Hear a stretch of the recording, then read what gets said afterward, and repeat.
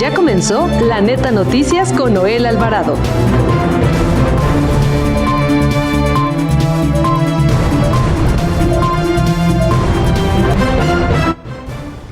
La cuesta de enero se hace sentir especialmente en productos alimenticios que son esenciales para una adecuada nutrición, como son las frutas, verduras, granos y proteínas de origen animal.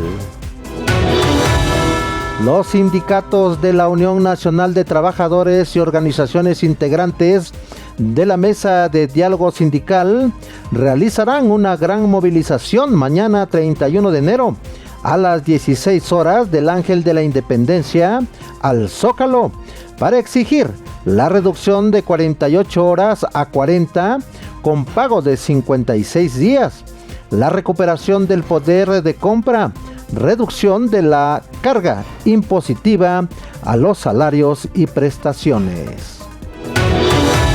México se mantuvo por segundo año consecutivo en el sitio 126 de 180 países evaluados en el índice de percepción de corrupción.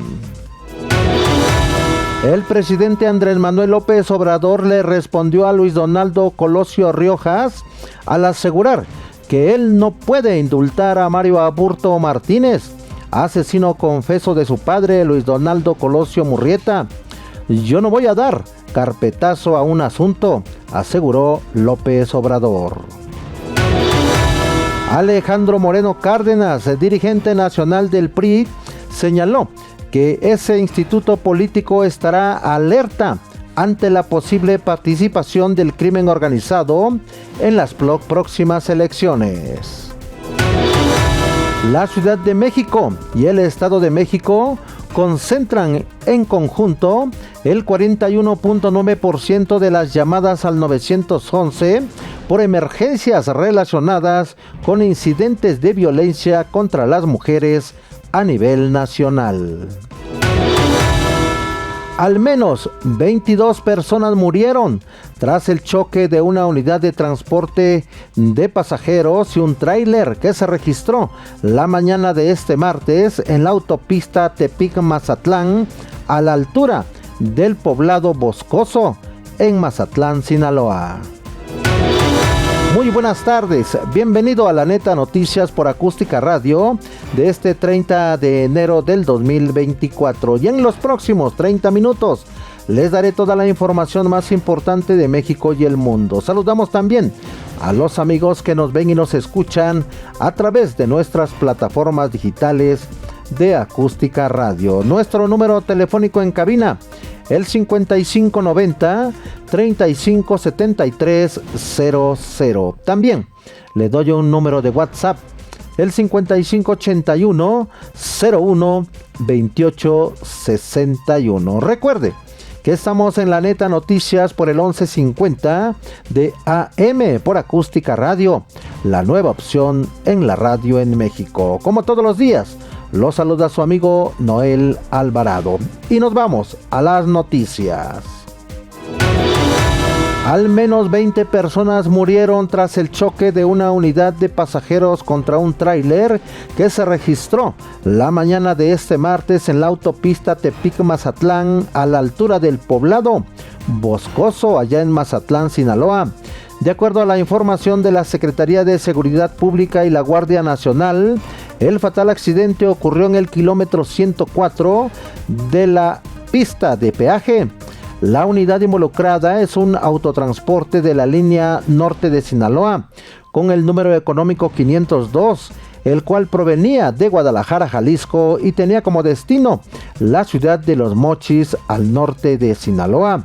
El autotransporte era conducido en dirección de sur a norte. Al llegar al sitio señalado, se impactó contra el tráiler, el cual se dijo estaba volcado. Tras el fuerte impacto, la unidad se incendió y al menos 22 personas han fallecido. Momentos de pánico se vivieron a un costado de la autopista México-Puebla, en la colonia Carlos Salinas de Gortari, en Valle de Chalco, Estado de México, al incendiarse miles de toneladas de PET que se encontraban almacenadas en esa recicladora. El fuego inició alrededor de las 13 horas y aunque fue intenso y las llamas redujeron a cenizas todo lo que se encontró a su paso y la columna de humo se alcanzaba a ver a lo lejos, por fortuna no hubo víctimas que lamentar. Personal de los cuerpos de bomberos de Valle de Chalco, Iztapalapa y de la Ciudad de México combatieron el fuego durante 3 horas hasta que fue controlado. La violencia no cesa en el país y tampoco en la Ciudad de México. Resulta que manos criminales dejaron una hielera en el cerco perimetral del reclusorio norte, en cuyo interior se encontraban restos humanos con un mensaje intimidatorio firmado por el cártel Jalisco Nueva Generación. De última hora le informo que 3 presuntos implicados en estos hechos delictivos han sido detenidos por policías uniformados de la Secretaría de Seguridad Ciudadana de la Ciudad de México. Estos 3 presuntos implicados en este hecho ya son trasladados al Ministerio Público de la Fiscalía General de Justicia de la Ciudad de México. También le informo que el hundimiento de una embarcación turística que navegaba la noche de ayer lunes entre Islas Mujeres y Cancún dejó como resultado 4 personas muertas, todos ellos integrantes de una familia. La Fiscalía General del Estado de Quintana Roo dio a conocer que de acuerdo con la bitácora de la embarcación Diosa del Mar, eran 19 personas las que iban a bordo, de las cuales 17 son turistas, el capitán de la embarcación y un marinero. Alrededor de las 20:30 horas se reportó al número de emergencia 911 el naufragio de la nave, que dejó 4 personas sin vida. Mire, también le informo que la cuesta de enero se hace sentir especialmente en productos alimenticios que son esenciales para una adecuada nutrición, como son las frutas, verduras, granos y proteínas de origen animal. En estos alimentos se registran incrementos de hasta el 233%, como es el caso de las calabacitas, 150% en la cebolla y 79% en la milanesa de res y la pechuga de pollo. Así lo alertó la Alianza Nacional de Pequeños Comerciantes. De acuerdo con el monitoreo semanal realizado por la Alianza Nacional de Pequeños Comerciantes, se detecta un alza importante en los precios de frutas, verduras, granos y productos de origen animal, como son la carne de res, de pollo, de cerdo, huevo, estudios de pescado y leche, entre otros. Por ejemplo, el estudio señala que en lo que va del año el precio de las calabacitas ha aumentado 233.31%, encontrándose en la ciudad de Tijuana hasta en 150 pesos el kilo. La cebolla aumentó 150% y en San Luis se vende hasta en 78 pesos el kilo. El tomate subió 116%, encontrándose en Hermosillo en un precio de hasta 75 pesos el kilogramo. El presidente Andrés Manuel López Obrador respondió a la solicitud de Luis Donaldo Colosio Riojas, alcalde de Monterrey e hijo de Luis Donaldo Colosio Murrieta, candidato a presidencial priista, asesinado hace 30 años en Tijuana, Baja California, que no puede indultar a Mario Aburto Martínez. Aprovecho para contestarle al hijo de Luis Donaldo Colosio, que me pide que indulte a Aburto. Debo contestarle que no puedo hacerlo, dijo el presidente, que él ya no quiere, ni sus familiares saben nada de esto que fue terrible. Pero se trata, repito, dice el presidente, de un asunto de Estado y que yo quiero, en lo que a mí corresponde, no se deje de investigar. Yo no voy a dar carpetazo a un asunto así, sentenció el presidente Andrés Manuel López Obrador. El próximo 5 de febrero, el presidente de la República, Andrés Manuel López Obrador, presentará una serie de reformas a la Constitución. Sobre el tema, escuchemos la información completa con Julio Tapia. Muy buenas tardes, Noel Alvarado. El 5 de febrero los mexicanos celebramos el Día de la Constitución.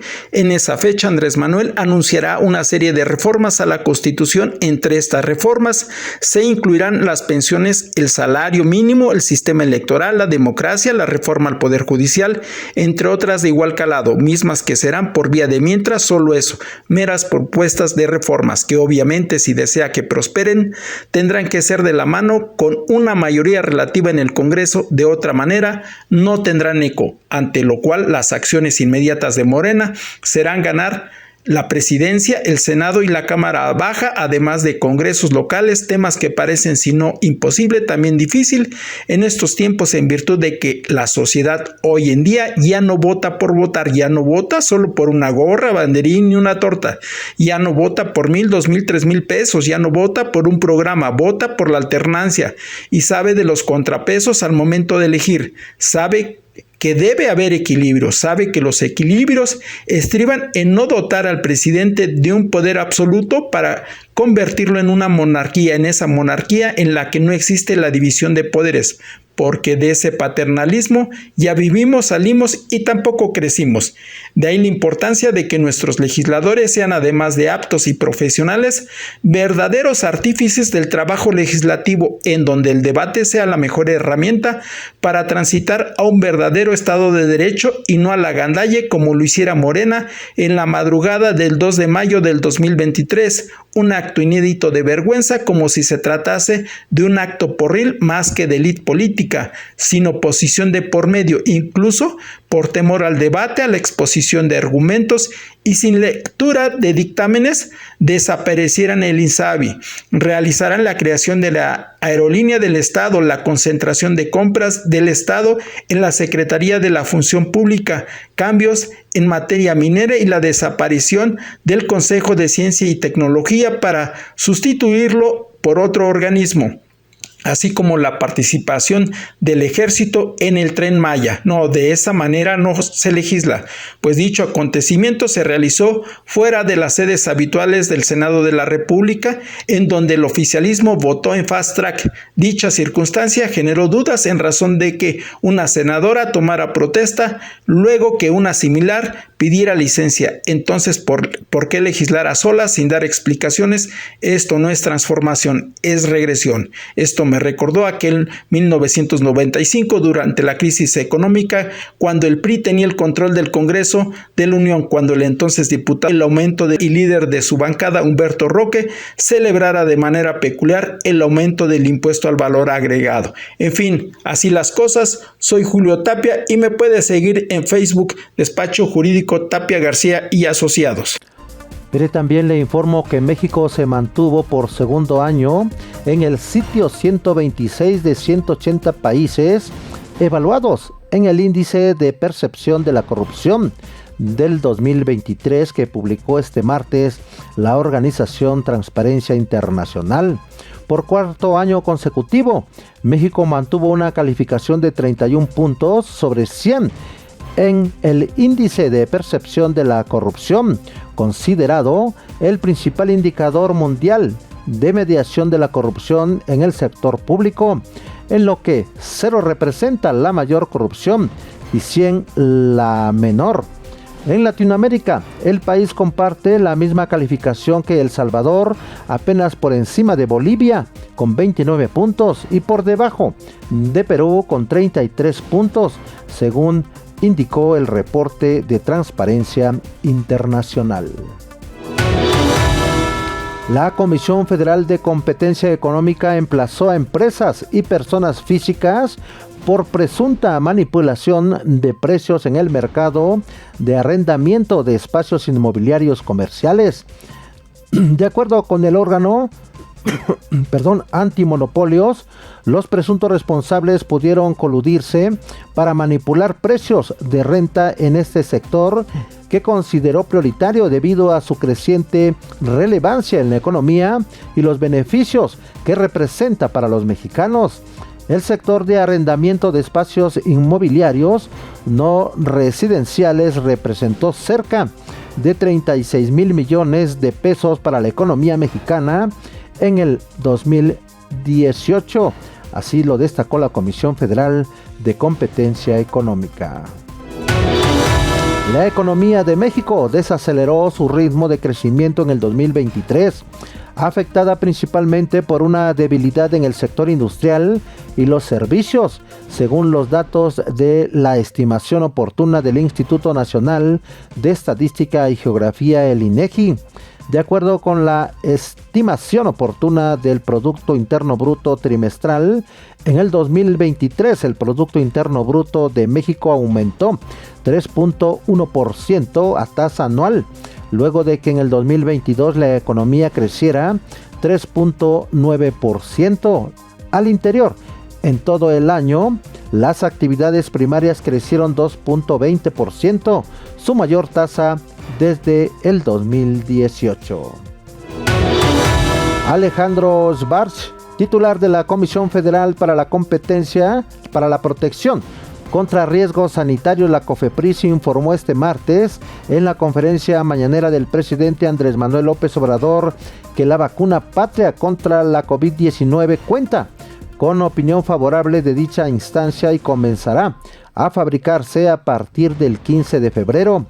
Dijo el funcionario que espera que la primera producción se realice durante los primeros 3 meses próximos y sea de entre 1.7 y 2.5 millones de dosis.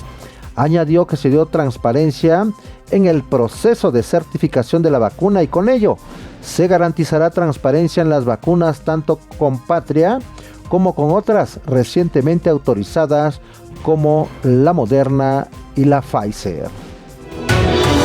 Alejandro Moreno Cárdenas, dirigente nacional del PRI, señaló que ese instituto político estará alerta ante la posible participación del crimen organizado en las próximas elecciones, sobre todo, dice, porque este gobierno lo ha permitido en otros procesos electorales. Y de manera textual señala, los priistas debemos convertirnos en un acicate para el actual gobierno, sobre todo para que el crimen organizado no participe en las elecciones, como este gobierno permisivo lo ha permitido y ha sucedido con hechos claros, documentados durante las últimas elecciones. En conferencia de prensa en la sede nacional del Revolucionario Institucional, previo al inicio de las reuniones plenarias de los grupos parlamentarios de ese partido en el Senado de la República y en la Cámara de Diputados, el priista lamentó que en el último año del gobierno del presidente Andrés Manuel López Obrador, en más del 60% del territorio nacional no se pueda transitar debido al clima generalizado de violencia en México. Por primera vez en la historia democrática del Estado de México, el Instituto Electoral de la entidad implementará acciones para que los partidos políticos incluyan en sus candidaturas a personas en situación vulnerable, entre ellos discapacitados. El órgano electoral dio a conocer que esta determinación se aplicará en las próximas elecciones del 2 de junio, donde se renovarán los 125 ayuntamientos y el Congreso local. Las acciones afirmativas en los procesos electorales son medidas temporales diseñadas para corregir desigualdades históricas y promover la representación equitativa en la toma de decisiones políticas. Así lo señaló. En sus plataformas digitales agregó que estas medidas buscan contribuir y erradicar la discriminación y motivada por pertenencia a un pueblo o comunidad indígena con discapacidad, género u otras características tengan las mismas oportunidades para participar y ser elegidos en cargos públicos. Los sindicatos de la Unión Nacional de Trabajadores y organizaciones integrantes de la Mesa de Diálogo Sindical realizarán una gran movilización mañana 31 de enero a las 16 horas del Ángel de la Independencia al Zócalo para exigir la reducción de 48 horas a 40 con pago de 56 días, la recuperación del poder de compra, reducción de la carga impositiva a los salarios y prestaciones. Demandarán avance a la iniciativa presidencial para que los trabajadores pensionados reciban el 100% de su último salario como activos, análisis del manejo que tendrán las Afores, un seguro de desempleo a nivel nacional, entre otras. Después de 32 meses de permanecer cerrado el tramo elevado de la línea 12 del metro de Periférico Oriente a Tláhuac, debido al desplome que se registró entre las estaciones Olivos y Tezonco, este martes 30 de enero del 2024 reabrió al público usuario. Sobre el tema, escuchemos la información completa con Andrea Alvarado.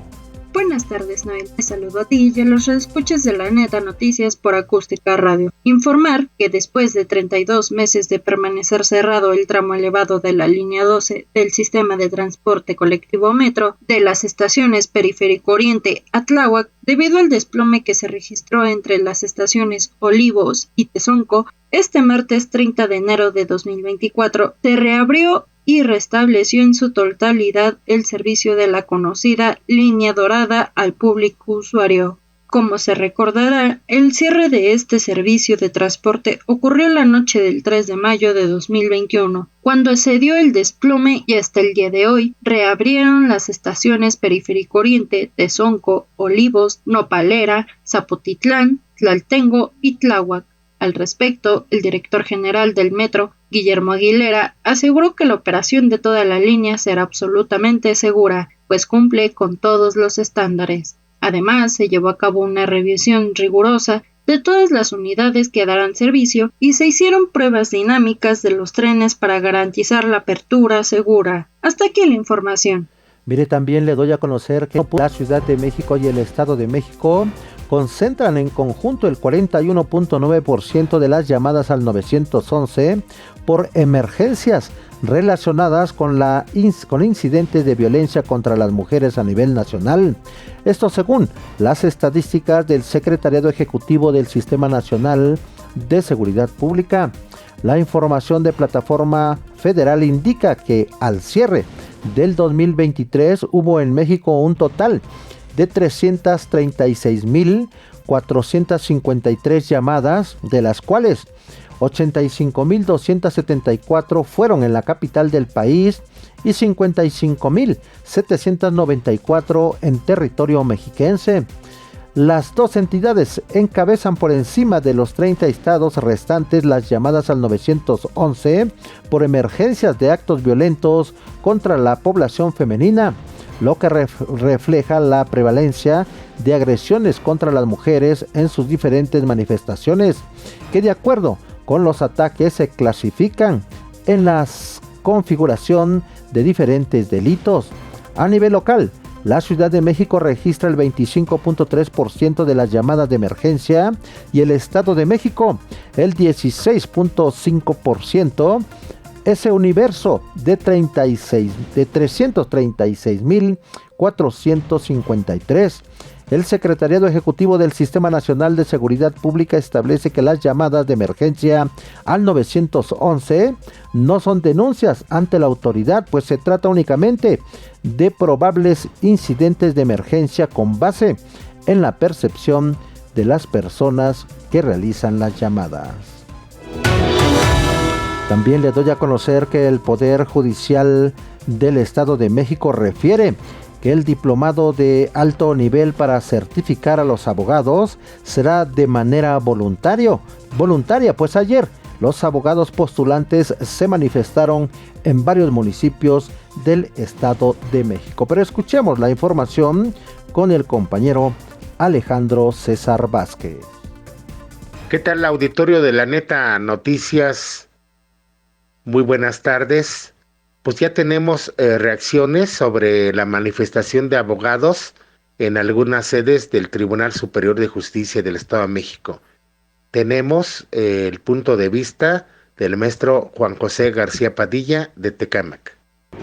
Muy buenas tardes para la Neta Noticias. Habla su amigo, el maestro en Derecho, Juan José García Padilla, presidente del Ilustre Colegio de Abogados y Profesionistas del municipio de Tecámac y miembro activo del Colegio Adolfo López Mateos del Estado de México, para hacer comentarios respecto a las manifestaciones que se presentaron ayer en Ecatepec, Estado de México, en Tlalnepantla y en Texcoco, en las sedes del Poder Judicial, en la que los abogados postulantes manifiestan su inconformidad en cuanto a la certificación propuesta por el Tribunal Superior de Justicia del Estado de México.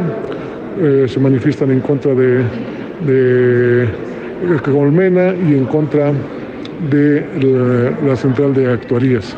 Bien, es de precisar que el derecho es cambiante, es dinámico, y aquel abogado que no se actualiza será cada día menos abogado, como lo refiere el primer postulado del decálogo del abogado. En tal virtud, exhorto a los compañeros a que obtengamos una especialización en las ramas que se nos piden, porque he de mencionar que en el derecho de justicia penal para adolescentes se pide ya la especialización a aquellos que van a defender, la especialización del juez, del Ministerio Público, de los asesores jurídicos y desde luego de los abogados.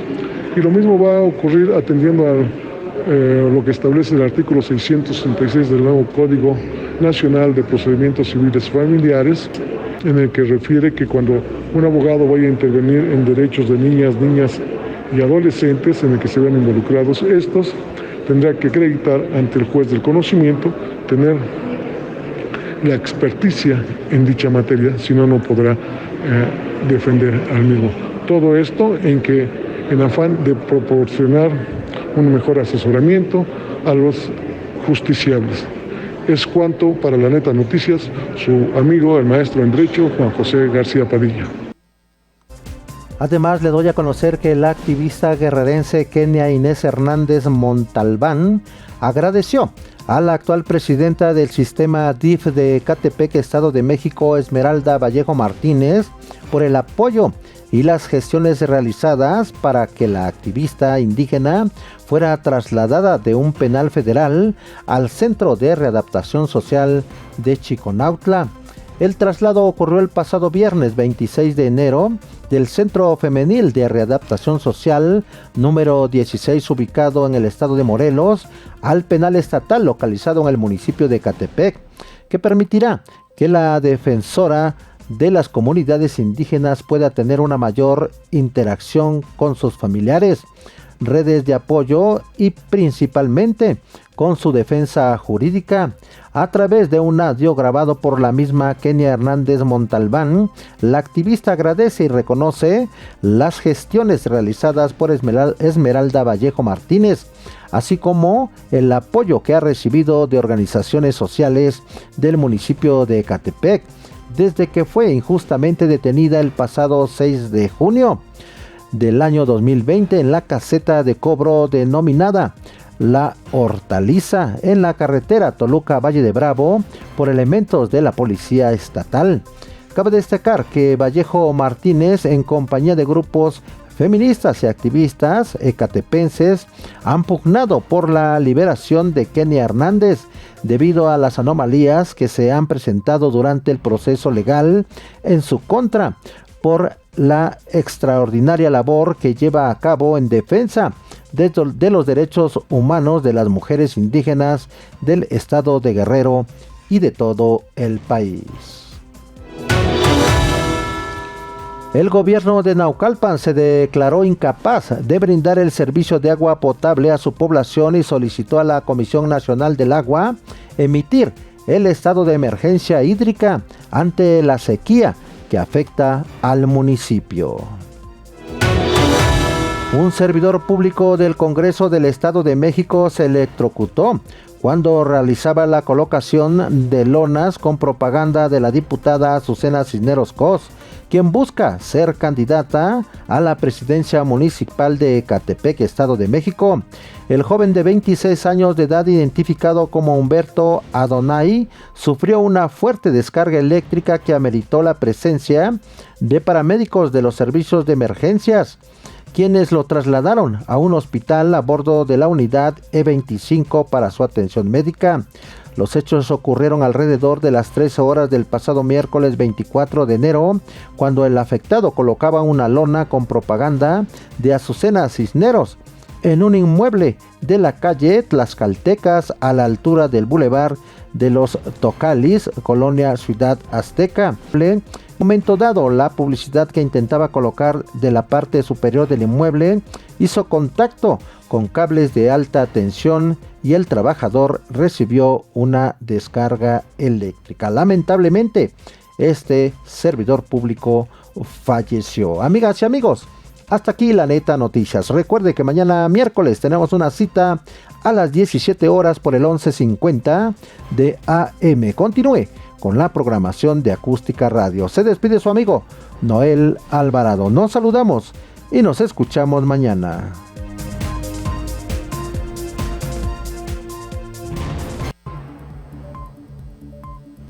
Esto fue La Neta Noticias con Noel Alvarado.